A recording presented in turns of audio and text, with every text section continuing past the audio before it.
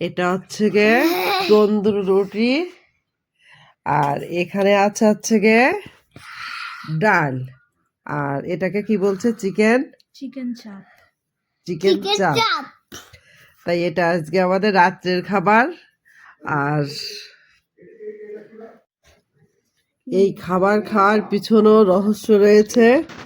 আজকে রাতের বেলায় এই খাবারগুলো কিনে আনছে কত শখ করে।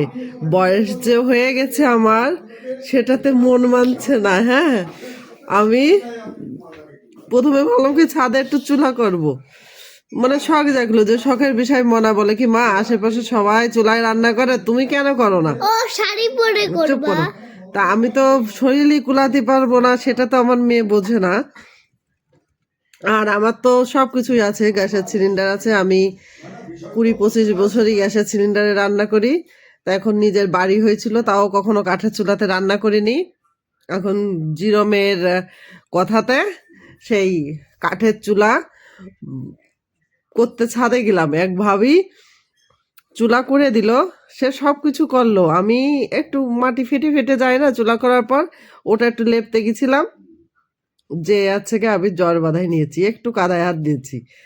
আর তারপর দিন ভাবিকে বললাম কি ভাবি আমাকে একটু টিন দিয়ে জায়গাটা একটু ঘিরে দিতে। এর আগে ওর বাবাকে বললাম, ওর বাবার সময় নেই, আর একজনকে বললাম সময় নেই।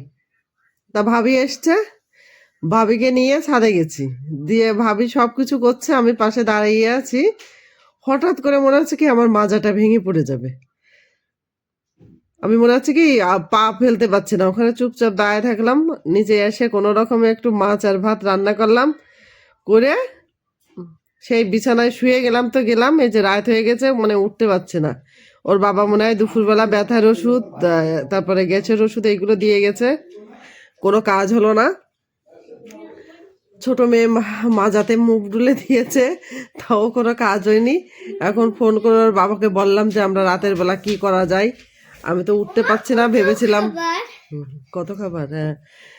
শেষে বললাম যে তুমি দরজা খুলো না। শেষে বললাম কি তুমি করো, রুটি কিনে নিয়ে আসো, আমাদের রাতটা ওইভাবে চলবে। প্রথমে চিন্তা ভাবনা করেছিলাম যে মায়ের ভাত রান্না করে খাবো আলু দিয়ে, তারপর শেষে ভাবলাম যে না, আর দুপুরবেলা শুধু মাছ আর ভাত করেছি, তো একটা মাছ আছে আর ঝোল আছে, কোনো রকম একটু, কারো খাওয়া হবে না। এই জন্যই রাতের খাবারটা কিনে আনলাম। তাই বলছি যে বয়সের সঙ্গে সঙ্গে মানে মনের জোর থাকলে হবে কি, শরীর আর চলছে না। মনে খুব শখ জাগে যে ছাদে রান্না করব, মাঝে মাঝে একটু কালাই রুটি বানাই খাবো, কি মাঝে মাঝে রাতের বেলা একটু রুটি করব, কি মাংসটা রান্না করব। তা আমার মেয়ে বলছে কি চুলাটাই তোমার জীবনে মনে হয় খারাপ লক্ষণ, যে চুলা করতে যেই তুমি এত অসুস্থ হয়ে যাচ্ছ। তা এখন কিছু করার নেই, তা আশা আছি, হাল ছাড়িনি। হ্যাঁ, তোমরা খাওয়া শুরু করো, হাল ছাড়িনি। চুলা যখন করেছি উপরে টিন দিয়েছি, দেখাবো এক সময়। ভাবিটা কত সুন্দর করে টিন দিয়ে দিয়েছে। এটা কি বলে? ওটা মেয়োনিজ আর শসা মিশাও। ও মেয়োনিজ আর শসা।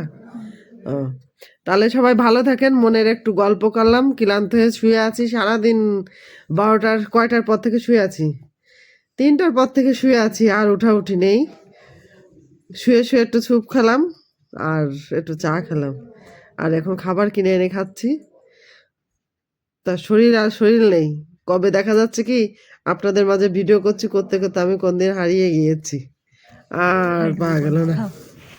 সত্যি তো তাই হবে মনে হয় একদিন। তাহলে ভালো থাকেন, নমস্কার।